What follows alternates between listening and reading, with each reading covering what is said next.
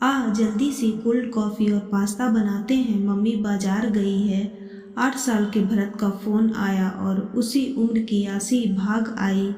Study table पर cold coffee और pasta के साथ शुरू हुई मस्ती भरी बातें नोक झोंक से होते हुए झगड़े में तो बदलनी ही थी। बाजार से लौटकर कमरे की हालत देखकर मम्मी को तो गुस्साना ही था। फिर ट्रे में गरम पास्ता और ठंडी कॉफ़ी लिए आशी को देखकर गुस्सा भूल प्यार से उसे थपकाना ही था। एक काम इस नालायक से बहुत अच्छा किया है, तेरी जैसी दोस्त जो बनाई है। इस नालायक को तुम्ही ने याद दिलाया होगा कि मम्मी के लिए भी पास्ता और कॉफ़ी रखनी है ना। उन्होंने प्यार से आशी के सिर पर हाथ फेरते हुए कहा तो आशी खुशी से उनके गले लग गई और भरत चिढ़ गया। तुम्हारे लिए तुम्हारा मनपसंद कॉफ़ी मग मैं ही ढूंढ कर लाया था। फिर मुंह बनाकर चिढ़ने वाले अंदाज में बोला, हमेशा आशी की तारीफ करोगी कि इतनी सी उम्र में ये बना लेती है वो कर लेती है, मुझे कभी नहीं कहोगी कि इतनी सी उम्र में बगल के रेहड़ी बाजार से सामान लेने जाता है। अरे मेरा ब्रीव बेटा, सॉरी, मैं तुम्हारी तारीफ करना भूल ही गई, कहकर मम्मी ने उसे भी गले लगा लिया। पर एक बात बताओ तुम लोग, जब तुम लोग मिलकर किचन में कुछ बनाते हो तो किचन हमेशा साफ मिलता है, पर कमरे में जब लड़ते हो तो ऐसा क्यों लगता है कि भूचाल आया हो। इस बात पर एक दूसरे पर इल्जाम लगाते हुए फिर से लड़ाई छिड़नी ही थी। आशी के जाने के बाद मम्मी ने प्यार से बेटे के कंधे पर हाथ रखकर उसे पास बिठाया और बोली, तुम तो जानते ही हो कि आशी के पास माँ नहीं है। उसकी नई माँ पता नहीं कैसा व्यवहार करती है उसके साथ, तो उसे कहीं तो दुलार चाहिए ना। मेरे अलावा कौन है जो उसे मॉरल सपोर्ट दे सके, तो इसलिए कभी कभी केवल उसकी तारीफ करना जरूरी हो जाता है।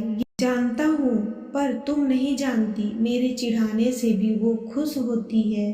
उसे लगता है कि कोई उस पर अधिकार समझता है और ये उसे अच्छा लगता है। मुझे तो ये भी मालूम है कि उसकी नई माँ उसके साथ कभी कभी कुछ तीखा बोल देने के अलावा और कोई बुरा बर्ताव नहीं करती, पर कुछ अच्छा भी नहीं करती। वो बस उसे नेग्लेक्ट करती है और पिता भी उससे कुछ भी सख्त कहने से डरते हैं। यही उसके जीवन का सबसे बड़ा दर्द यही है कि उसे एक परायापन लगता है अपने घर में और उसे अपनेपन के अलावा और कुछ नहीं चाहिए। 8 साल के बेटे के मुंह से इतने समझदारी की बातें सुनकर माँ के आश्चर्य का ठिकाना नहीं रहा। ये सब तुमने कैसे गेस किया? गेस नहीं किया मम्मा, आशी ने खुद बताया। मेरे सिवा अपना दर्द वो और किसी को नहीं बताती। उसका सबसे अच्छा दोस्त जो हूँ मैं। मम्मी बाजार गई है, जल्दी आ। 16 साल के भरत ने आशी को फ़ोन किया, मैं नहीं आ सकती, आंटी के आने के बाद आऊंगी। भरत शॉक्ड रह गया। मम्मी के आने तक का वक्त कैसे गुजरा उसके अलावा और कोई नहीं समझ सकता। मम्मी के आते ही फिर फोन गया और आशी हाजिर थी। चल बता क्या हुआ? भरत ने स्टडी टेबल के आमने सामने बैठते ही प्रश्न दागा। पास्ता ठंडा हो जाएगा और कॉफ़ी गरम। आशी ने बात टालने की कोशिश की। कॉफ़ी में आइस क्यूब्स और डाल लेंगे और पास्ता गरम कर लेंगे। तू मुद्दे पर। भरत ने पहली बार आशी को रोते देखा। उसका मन तड़प उठा। तुम तो जानते हो कि मम्मी हर कुछ दिन पहले कोई चुभने वाली बात कह देती। शुरू में एक बार पापा के पूछने पर कि मैं उदास क्यों हूँ बता दिया था, तो पापा ने उनसे इतनी लड़ाई की कि घर का माहौल और दम घोटू हो गया। मम्मी ने मुझसे रही सही बात करना भी बंद कर दिया था।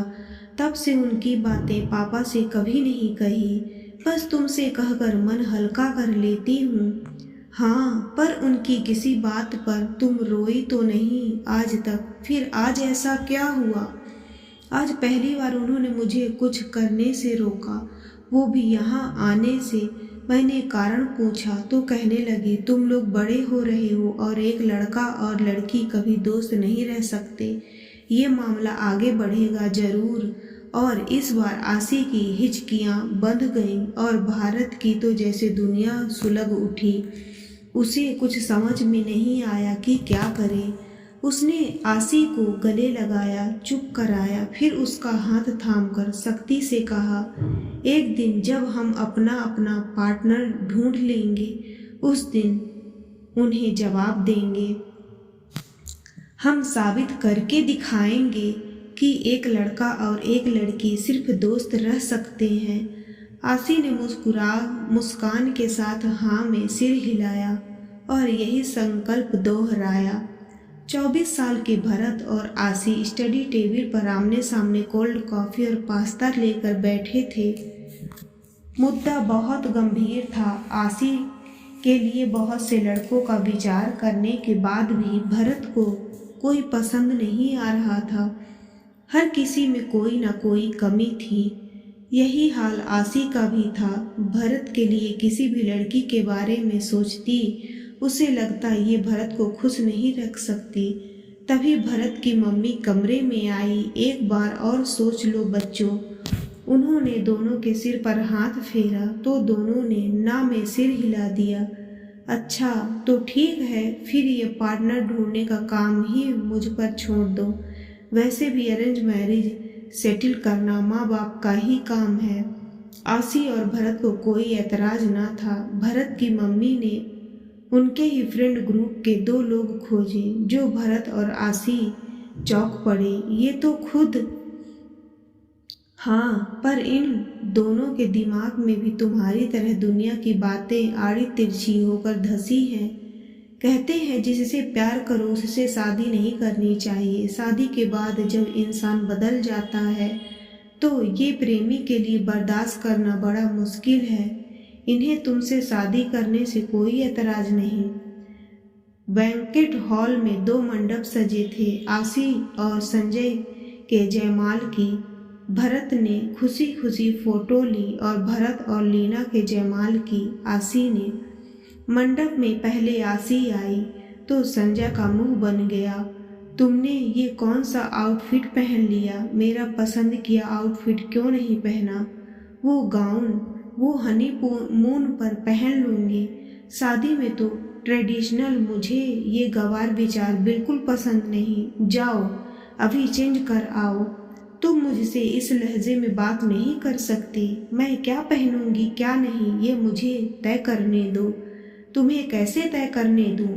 पति हूँ तुम्हारा और ये मेरा अधिकार है। समझो संजय, बड़ा डीप नेक है उसका। आसी की बात पूरी होने से पहले संजय ने उसका हाथ सख्ती से पकड़ लिया। चलो दिखाओ पहनकर कितना डीप लग रहा है तुम्हें वो गला। मेरा हाथ छोड़ो, चोट लग रही है। आसी की पलकों में आंसू क्या छलके। भरत अपने मंडप से कूद आया। हिम्मत कैसे हुई तुम्हारी आसी का हाथ ऐसे पकड़ने की? अच्छा तो मिस्टर एक्स आप मुझे समझाएंगे कि अपनी पत्नी का हाथ कैसे पकड़ना है? संजय ने व्यंग कसा।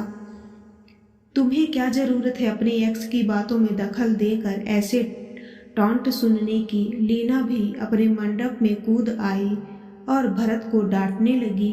ए सुनो, एक दूसरे के एक्स हम नहीं तुम लोग हो।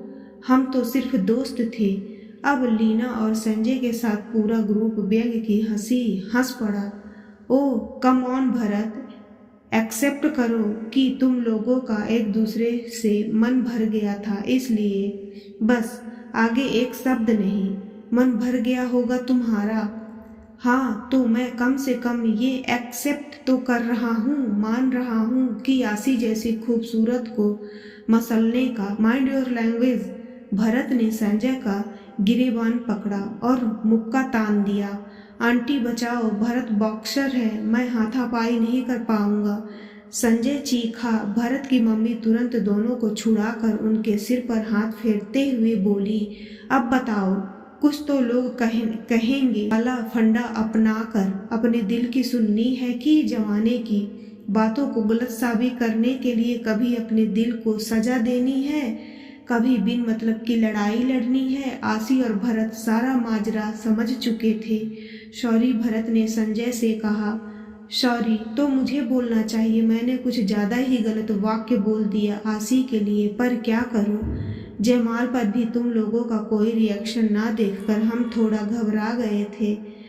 अरे भाई, हम भी प्रेमी युगल हैं। हंसी ठहाके के बीच दो प्रेमी जोड़े विवाह की बेदी पर बैठे थे।